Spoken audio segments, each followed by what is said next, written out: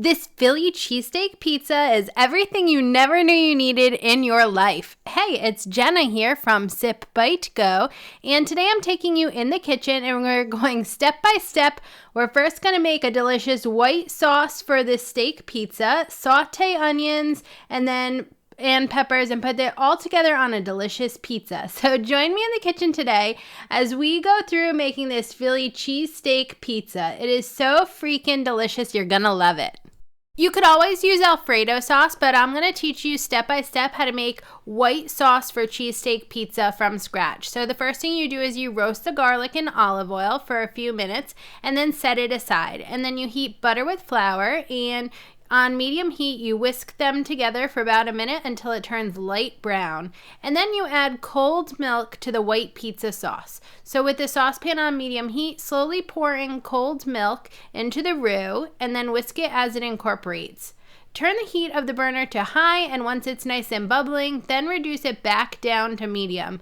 Then add the cooked garlic olive oil mixture to the roux and continue to whisk the ingredients as they bubble for another minute. Then turn off the heat of the burner and leave the pan on the burner. It's fine if it picks up some residual heat while you add in the spices and the Parmesan cheese. Whisk it all together and then take it off of the heat and add on fresh chopped parsley. This is a really delicious white pizza sauce, and the ingredients are so simple. You're going to be really happy you made it, but like I said, Alfredo sauce on Philly cheesesteak pizza is fine as well. So transfer the cheese mixture to a bowl and set it aside while you make the sauteed onions and peppers.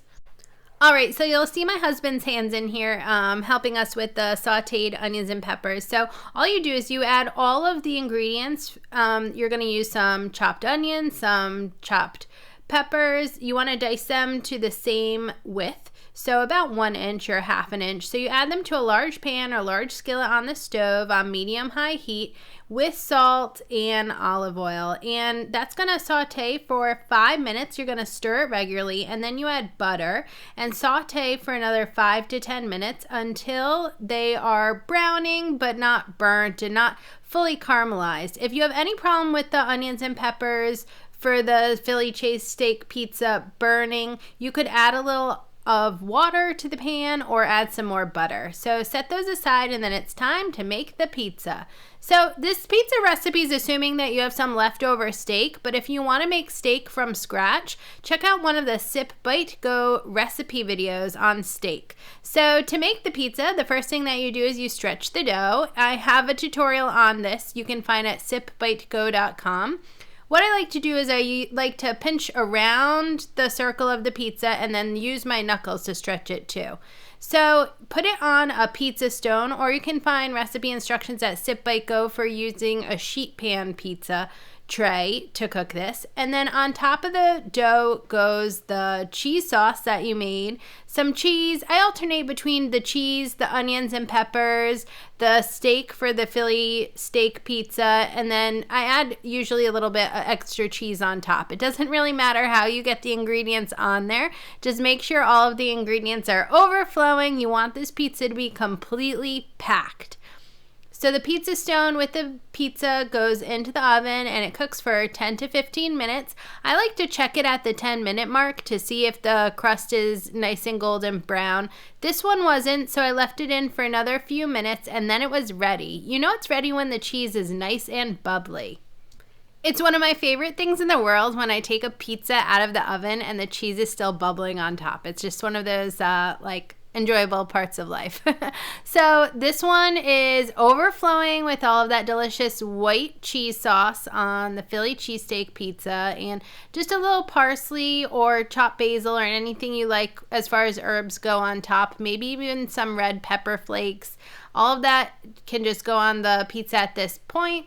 Cut it up and serve. Doesn't that look so good? I have so many different pizza recipes. I'm going to share with you another that I've been making a lot lately too. Hey foodies, have you ever wondered what to do with leftover pulled pork? I don't know about you, but when I make it, I always have leftovers for days and days. Well, this is one of my favorite recipes, and today on Sip Bite Go, I'm going to take you in the kitchen and show you how to make this leftover pulled pork pizza with barbecue sauce and pickles. Make sure to visit sipbitego.com so you can print out the recipe. And don't forget to subscribe to the Sip Bite Go channel on YouTube to find more delicious and easy weeknight meals.